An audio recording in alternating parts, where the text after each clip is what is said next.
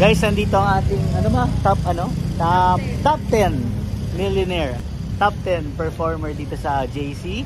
So, interviewin po natin siya, si Ma'am. Kumusta po? Merlin po. Ma'am Merlin. Hi! Yan. Ma'am Merlin, konting tip, paano mo nagawa yung pagiging top 10 dito sa ating company? Okay po, for me po, nag-start po ako April this year po. April. Yes po, April po. Ang bilis lang. Yeah, when my husband died po kasi tumigil ako 2 years ago. Opo, isa po ako sa dati pa po dito sa company. Yes po. Guys, 7 months lang yun 7 months. Ang bilis nun. Hindi po. Hindi po. Diba? October, April, May, June, July, August. Ang bilis. From 24 naging 10 po. So, Wow. dito po consistent lang po, and then know your deepest why. Know your deepest why. Wala pong imposible. It doesn't matter kung anong grupo ka, it doesn't matter kung ano at sino ka. Ang kailangan lang po dito